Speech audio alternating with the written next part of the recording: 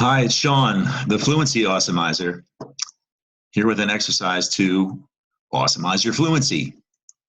So what we're going to do here is I'm going to first show you two words that are tricky to read. The first word, if you get it right, that's great. If you don't, it's possible you might guess the second word. So let's take a look at the first word. Ready? Pretty tricky, right?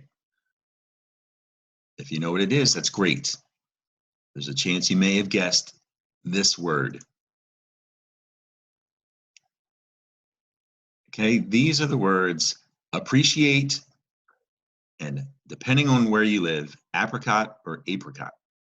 Right? I learned that in the eastern United States, people tend to say apricot, and in the western United States, they say apricot. So, tomato, tomato. But what makes these two words similar? Obviously, they both start with an A, P, R. Up top with appreciate, though, there's a double consonant P. There's a C in the middle, and at the end, a T. So it's easy to confuse these. What makes it trickier is the word appreciate is actually French. All right, so let's take a look at the syllables.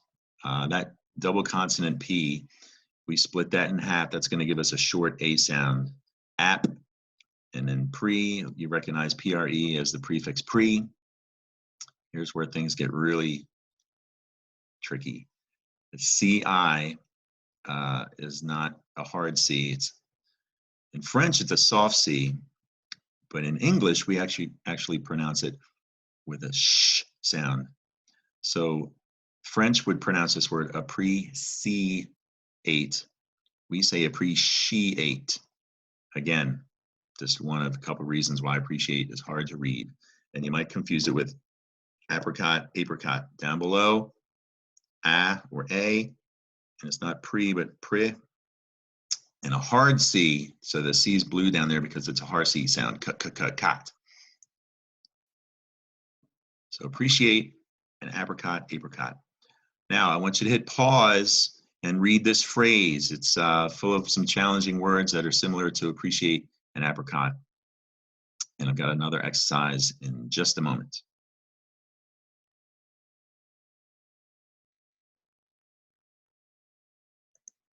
All right, you're back. Here's round 2 of 2 rounds.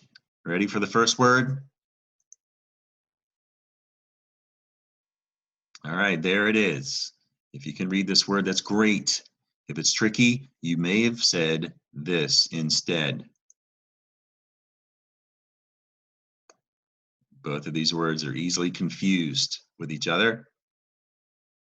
And let's take a look at why. Currently might be read as certainly. That's the currently and certainly. Here we go. Both start with a C.